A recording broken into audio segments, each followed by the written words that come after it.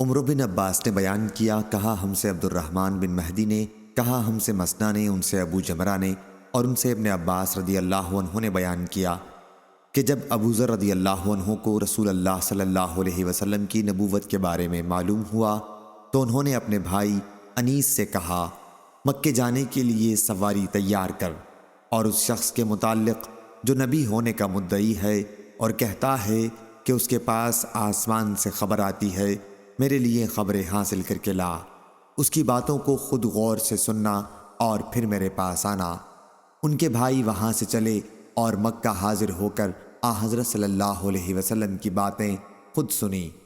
پھر واپس ہو کر انہوں نے ابو ذر رضی اللہ عنہ کو بتایا کہ میں نے انہیں خود دیکھا ہے، وہ اچھے اخلاق کا لوگوں کو حکم کرتے ہیں، اور میں نے ان سے جو کلام سنا وہ شعر نہیں ہے۔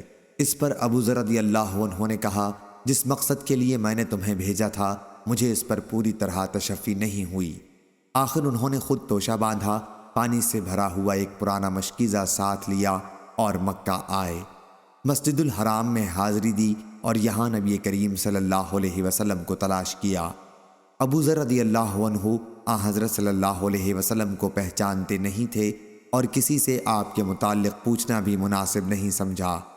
کچھ رات گزر گئی کہ وہ لیٹے ہوئے تھے، حضرت علی رضی اللہ عنہ نے ان کو اس حالت میں دیکھا اور سمجھ گئے کہ کوئی مسافر ہے۔ علی رضی اللہ عنہ نے ان سے کہا کہ آپ میرے گھر پر چل کر آرام کیجئے۔ ابو ذر رضی اللہ عنہ ان کے پیچھے پیچھے چلے گئے، لیکن کسی نے ایک دوسرے کے بارے میں بات نہیں کی۔ جب صبح ہوئی تو ابو ذر رضی اللہ عنہ نے اپنا مشکیزہ اور توشہ اٹھایا اور مسجد الحرام میں آ گئے۔ یہ دن بھی یوں ہی گزر گیا اور وہ نبی کریم صلی اللہ علیہ وسلم کو نہ دیکھ سکے۔ شام ہوئی تو سونے کی تیاری کرنے لگے۔ علی رضی اللہ عنہ پھر وہاں سے گزرے اور سمجھ گئے کہ ابھی اپنے ٹھکانے جانے کا وقت اس شخص پر نہیں آیا۔ وہ انہیں وہاں سے پھر اپنے ساتھ لے آئے اور آج بھی کسی نے ایک دوسرے سے بات چیت نہیں کی۔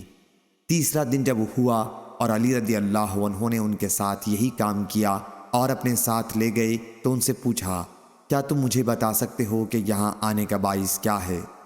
ابو ذر رضی اللہ عنہ نے کہا کہ اگر تم مجھ سے پختہ وعدہ کر لو کہ میری رہنمائی کرو گے تو میں تم کو سب کچھ بتا دوں گا۔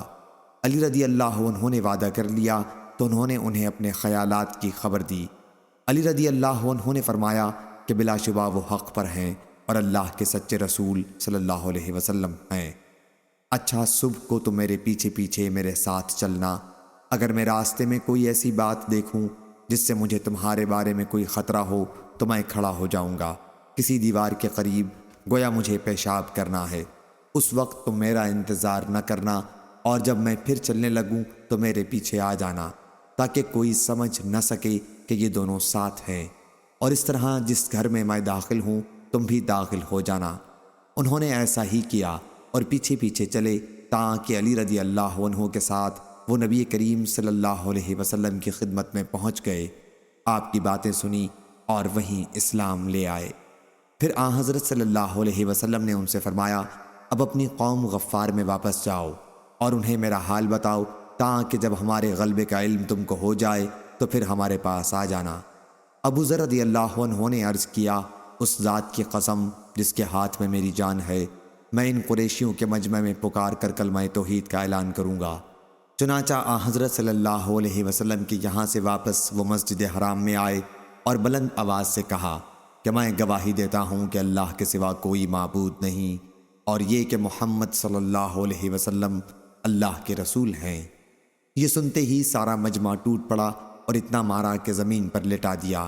اتنے میں عباس رضی اللہ عنہ آ گئے اور ابو ذر رضی اللہ عنہ کے اوپر اپنے کو ڈال کر قریش سے کہا، افسوس، کیا تمہیں معلوم نہیں کہ یہ شخص قبیلہ غفار سے ہے اور شام جانے والے تمہارے تاجروں کا راستہ ادھر ہی سے پڑتا ہے؟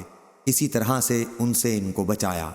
پھر ابو ذر رضی اللہ عنہ دوسرے دن مسجد الحرام میں آئے اور اپنے اسلام کا اظہار کیا۔ قوم بری طرح ان پر ٹوٹ پڑی اور مارنے لگے۔ اس دن بھی عباس رضی اللہ عنہ ان پر اوندھے پڑ گئے۔ صحیح بخاری حدیث نمبر 3861۔